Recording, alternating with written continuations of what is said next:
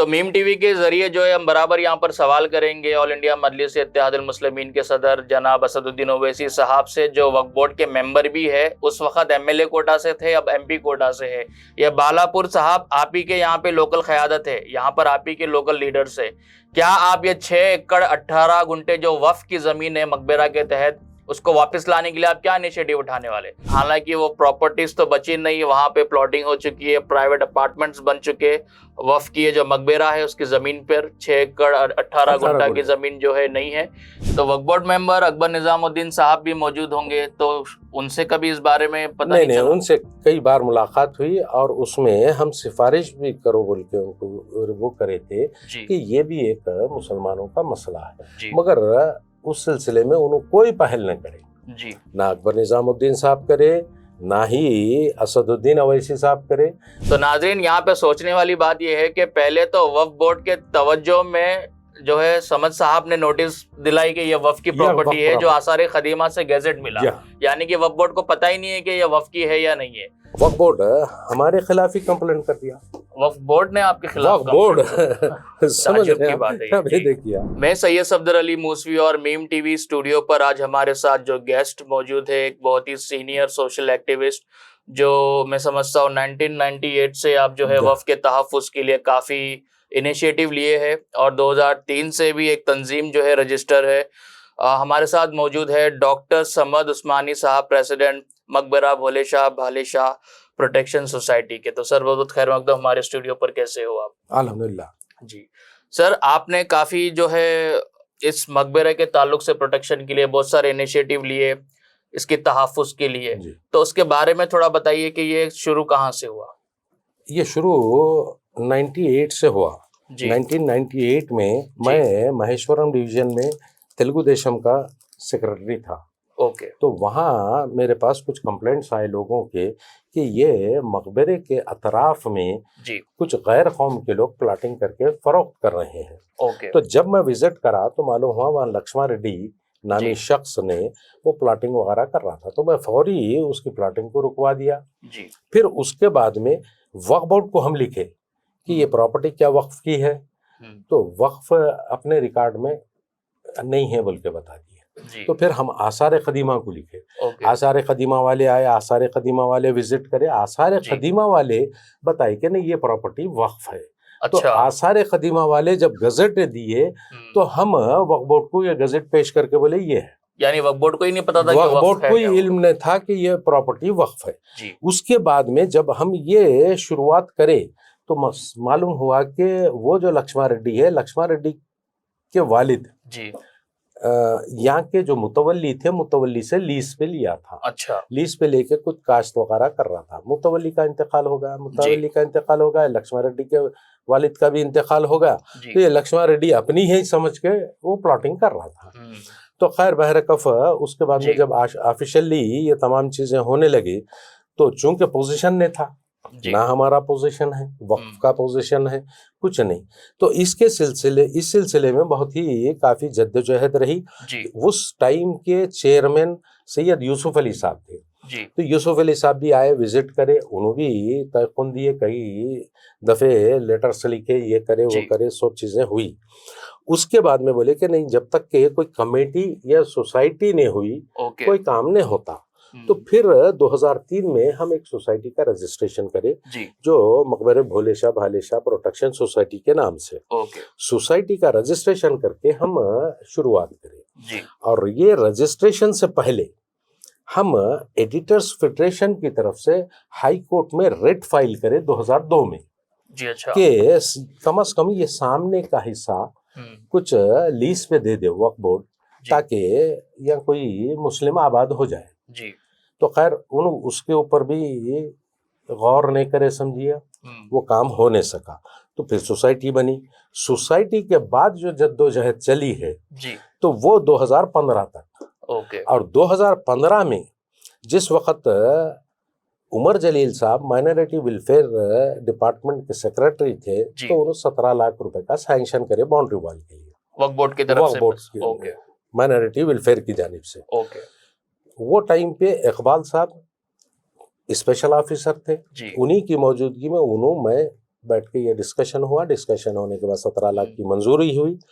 تو اقبال صاحب مشورہ یہ دیے کہ یہ 17 لاکھ آپ کو ملنا بھی مشکل ہے اور یہ کام ہونا بھی مشکل ہے.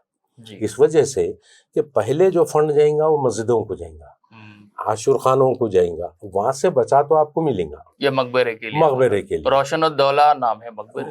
نہیں, روشن الدولہ ولیج کا نام, ولیج کا نام ہے. اوکے. مقبرے کا جو نام ہے وہ بھولے شاہ اور بھالے شاہ. تو یہ کس ایریے میں آتا سر؟ یہ روشن الدولہ ولیج میں آتا. جی. روشن الدولہ ولیج اب بالاپور میں ہے. بالاپور میں. جی.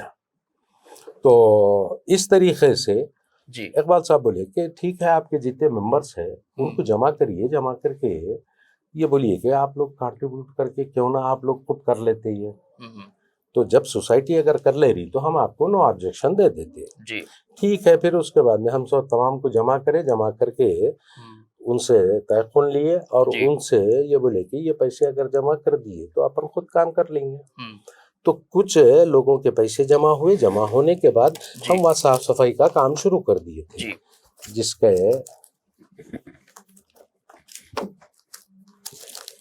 یہ دیکھیے آپ, یہ وہاں دروازے لگا دیے اور وہاں جتنی یہ دیکھیے آپ جی جے پی لگا کے پوری صاف صفائی کرا دے کے اب کام ہم شروع کرنے ہی والے تھے جی کہ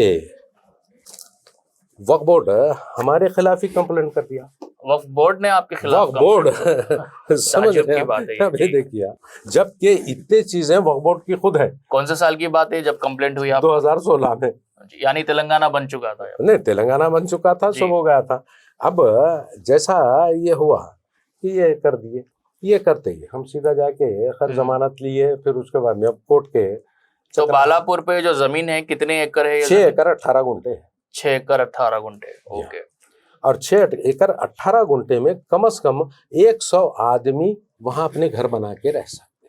تو جب 100 آدمی وہاں رہیں گے تو اس کا تحفظ کیسا رہے گا, وہ ایک بستی قائم ہو جائیں گی. جی.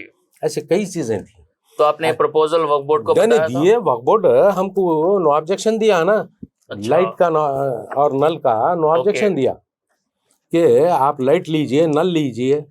تو اس کے نو آبجیکشن کے اوپر ہم جو ہے الیکٹریسٹی ڈپارٹمنٹ کو اپلائی کرے. یعنی کہ منظوری پہلے مل چکی تھی آپ کو کہ آپ بستی بسائیے, لیز پر جو ہے غریبوں کا بھی فائدہ ہوگا. اس کے باوجود پھر کمپلینٹ کر دی.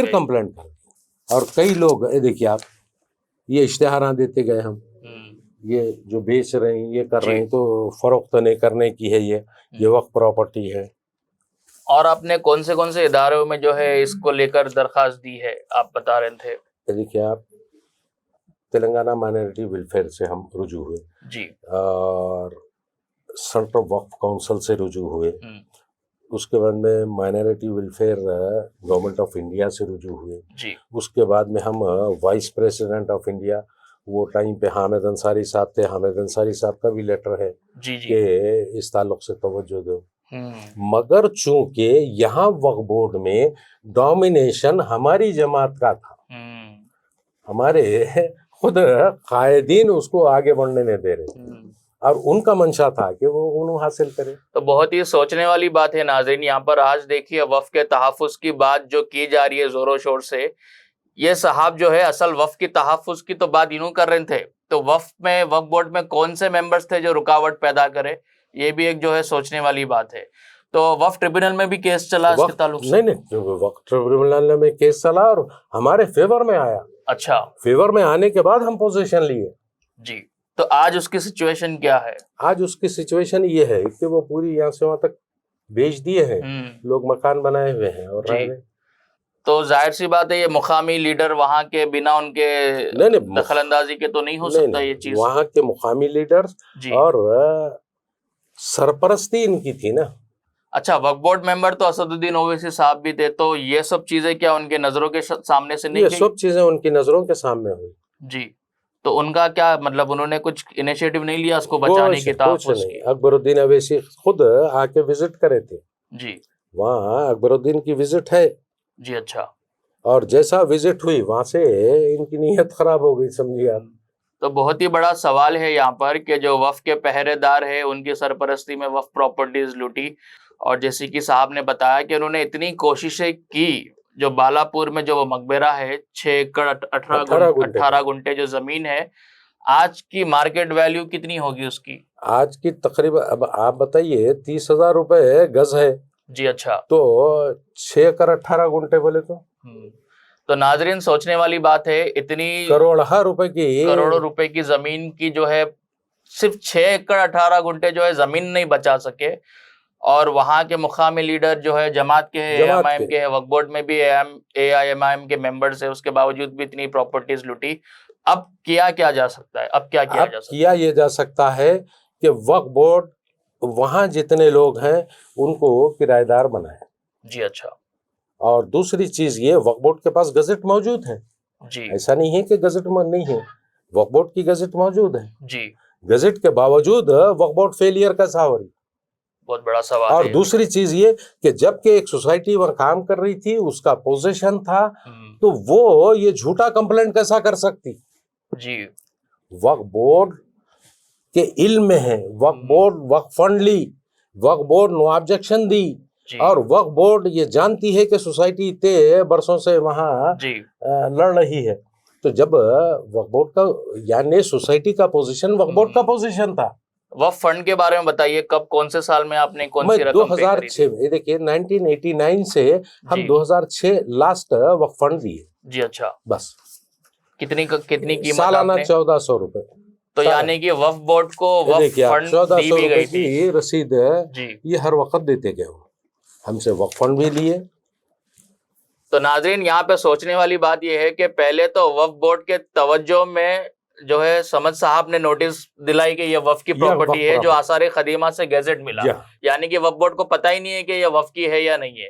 جب ان کو باور کیا گیا، اس کے بعد جو ہے کافی کوشش جو ہے سمجھ صاحب نے کری کہ اس کو کس طریقے سے پروٹیکشن کیا جائے۔ انہوں نے جو ہے وقف فنڈ بھی بھرا، انہوں نے باؤنڈری کے لیے 17 لاکھ روپے وقف بورڈ سے سینکشن کرائے تھے۔ یہ 98 اپریل کا لیٹر ہے جی، تو وہ ٹائم پہ تلگو دیشم میں تھا میں، تو وہی حساب سے چیئرمین کو لکھے کہ یہ آپ کی پراپرٹی ہے، یہ گزٹ ہے، اور ریونیو میں آپ اس کا انٹری کرائیے اور آپ اپنا پوزیشن لیجیے۔ جی، تو یہ نہ ہونے کی صورت میں ہم 2003 میں سوسائٹی کا رجسٹریشن کریں۔